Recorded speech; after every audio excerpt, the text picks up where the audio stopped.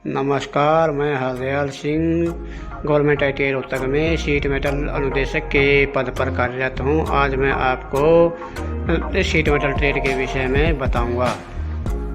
ITI संस्थानों में NCVT व SCVT स्कीम में चलाए जा रहे शीट मेटल वर्क कोर्स के बारे में जानकारी देना है। इस कोर्स की अवधि 1 वर्ष है।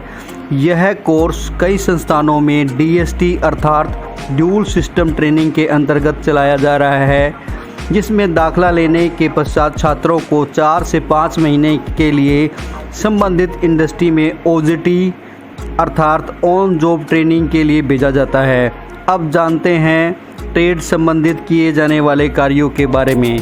इस ट्रेड में धातु की पतली चादर को मोड़कर, काटकर कोई भी आकार व शक्ल में बनाया जाता है, जैसा कि हम अपने आसपास व दैनिक दिनचर्या में इस्तेमाल होने वाली बहुत सी चीज़ों जैसे फनल, कीप, लीटर माप, मग, बाल्टी, ट्रंक, अलमारी, कूलर, ट्रे, अनाज की टंकी व बस, ट्रक व कार की बॉडी का काम सिखाया जाता है। अर्थात एक छोटी सी चीज़ मग बनाने से लेकर हवाई जहाज़ की बॉडी बनाने में शीट मेटल वर्क का कार्य होता है।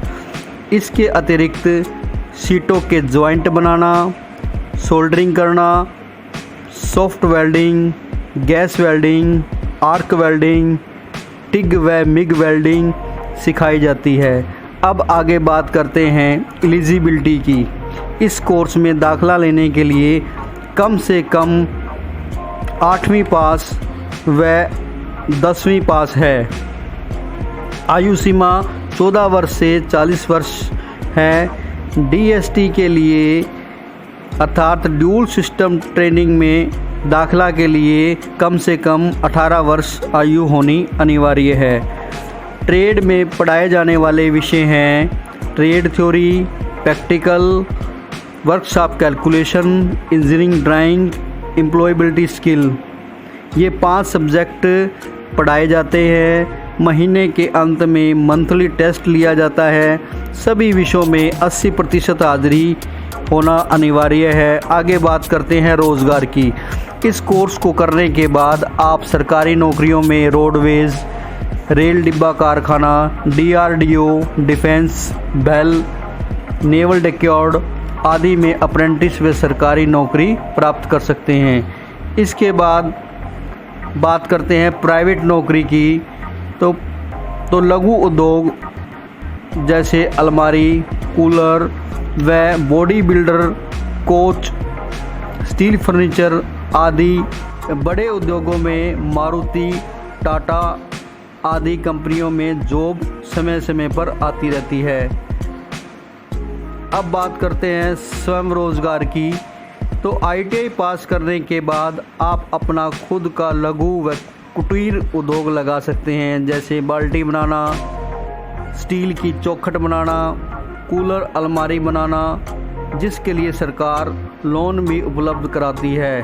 हायर एजुकेशन की बात करें तो यदि कोई छात्र 8वीं पास है तो अप्रेंटिस करने के पश्चात वह एक लैंग्वेज अर्थात इंग्लिश या हिंदी में पेपर पास करके 10वीं का सर्टिफिकेट प्राप्त कर सकता है, तथा इसी तरह 10वीं पास छात्र अप्रेंटिस करने के बाद एक पेपर लैंग्वेज का देकर +2 का सर्टिफिकेट प्राप्त कर सकता है।